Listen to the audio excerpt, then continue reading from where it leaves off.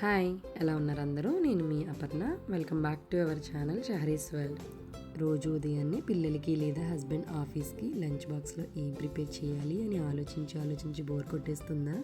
అయితే ఈరోజు నేను మీకోసం 2 అద్భుతమైన క్విక్ లంచ్ బాక్స్ రెసిపీస్ని చూపించబోతున్నాను. ఒకటి మనం ఎప్పుడూ వండుకునే వెజ్ రైస్ అయితే, మరొకటి రొటీన్గా కాకుండా కొంచెం డిఫరెంట్గా ఫ్రెంచ్ ఫ్రైస్ లాంటి బంగాళదుంపలతో చేసిన ఆలూ సాసి ఫ్రైడ్ రైస్. పిల్లలైతే దీన్ని లంచ్ బాక్స్లో చాలా ఇష్టంగా తింటారు. మరి ఈ simple and tasty lunch box recipes ఎలా చేసేయాలో చూసేద్దామండి. ముందుగా ఆయిల్ హీట్ అయిన తర్వాత అందులో ఫైన్గా కట్ చేసుకున్న వెల్లుల్లి, గ్రీన్ చిల్లీ వేసుకుని కొద్దిగా ఫ్రై చేసుకోవాలి.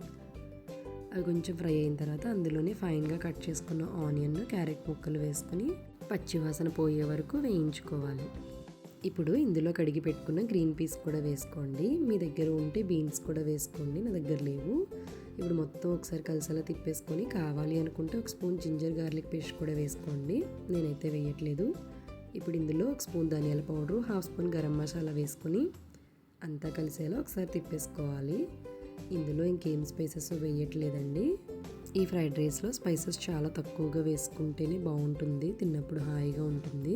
ఇప్పుడు ముందుగానే వండి పెట్టుకున్న రైస్ని కూడా ఇందులో వేసేసుకోండి. నేను జనరల్గా ఇంట్లో యూజ్ చేసే రైస్నే వాడుతున్నాను. మనం వాటర్ కొద్దిగా తక్కువ వేసి వండుకుంటే ఈ రైస్ కూడా పొడిలాడుతూనే వస్తుందండి. ఇప్పుడు రుచికి తగ్గ సాల్ట్ వేసుకొని మీ దగ్గర ఉంటే కొద్దిగా కొత్తిమీర కూడా చల్లుకోండి. మొత్తం కలిసేలా ఒకసారి తిప్పేసుకోండి.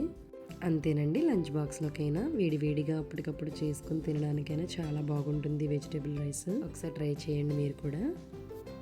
ఇప్పుడు ఆలూ సాసి ఫ్రైడ్ రైస్ ఎలా చేసుకోవాలో చూసేద్దాం. ముందుగా ఆలూని ఇలా పొడుగ్గా ఫ్రెంచ్ ఫ్రైస్లో కట్ చేసుకోవాలి. ఆయిల్ హీట్ అయ్యేలోపు పొటాటోస్లో ఒక స్పూన్ కారం, రుచికి తగ్గ సాల్ట్, ఒక పావు టీ స్పూన్ మిరియాల పౌడర్ వేసుకుని ఒకసారి మొత్తం కలిసేలా తిప్పేసుకోవాలి. ఇప్పుడు ఇందులోనే ఒక స్పూన్ కార్న్ఫ్లోర్ కూడా వేసుకుని ఒకసారి అంతా కలిసేలా తిప్పుకోవాలి. మొత్తం ఇలా తిప్పేసుకున్న తర్వాత కొద్దిగా ఆయిల్లో వేసుకుంటూ డీప్ ఫ్రై చేసుకోవాలి. ఇక్కడ నేను కొద్దిగానే చేస్తున్నాను కాబట్టి నాకు ఒకసారి సరిపోయింది. ఒకసారి ఆయిల్లో వేసేసుకున్నాను మొత్తం అన్నీ కూడా. ఇలా వేసేసుకున్న తర్వాత గరిటతో ఒకసారి తిప్పేసుకోవాలి. ఇది హైలో పెట్టి చేయొద్దండి, మీడియంలో పెట్టుకుంటే ముక్క సాఫ్ట్గా ఉడుకుతుంది, లోపల పైన క్రిస్పీగా ఉంటుంది.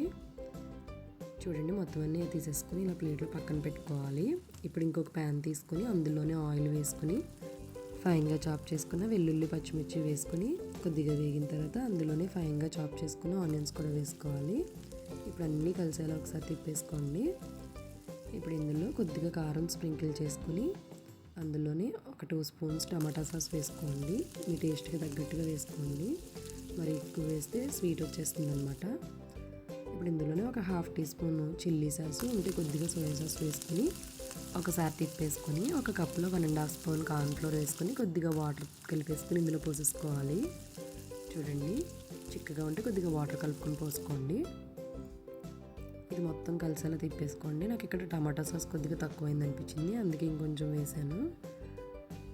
చూడండి, అన్నీ కలిసేలా ఒకసారి తిప్పేసుకుని ముందుగా వేయించి పెట్టుకున్న పొటాటో స్లైసెస్ కూడా వేసేసుకోవాలి.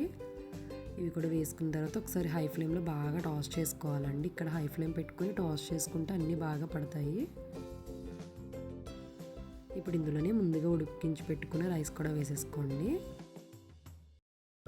నెక్స్ట్ ఇందులోనే రుచికి తగ్గ సాల్ట్ వేసుకుని ఒకసారి మొత్తం కలిసేలా హై ఫ్లేమ్లో పెట్టుకుని తిప్పుకోవాలి. ఇప్పుడు మీ దగ్గర ఉంటే కొద్దిగా కొత్తిమీర కూడా స్ప్రింకిల్ చేసుకోండి. అంతేనండి. లాస్ట్లో ఉప్పు సరిపోయిందో లేదో ఒకసారి చెక్ చేసుకొని దించేసుకుంటే వేడి లంచ్ బాక్స్ రెసిపీ రెడీ అయిపోయినట్లే. లంచ్ బాక్స్ పూర్తిగా ఖాళీ చేసి ఇంటికి వచ్చేస్తారు. మరి ఈ 2 సింపుల్ అండ్ టేస్టీ రెసిపీస్ మీకు నచ్చాయని అనుకుంటున్నాను. నచ్చితే ఖచ్చితంగా ఒక లైక్ చేసి మన ఛానల్ని సబ్స్క్రైబ్ చేసుకోవడం మర్చిపోకండి. మళ్ళీ నెక్స్ట్ వీడియోలో కలుద్దాం. Thank you for watching.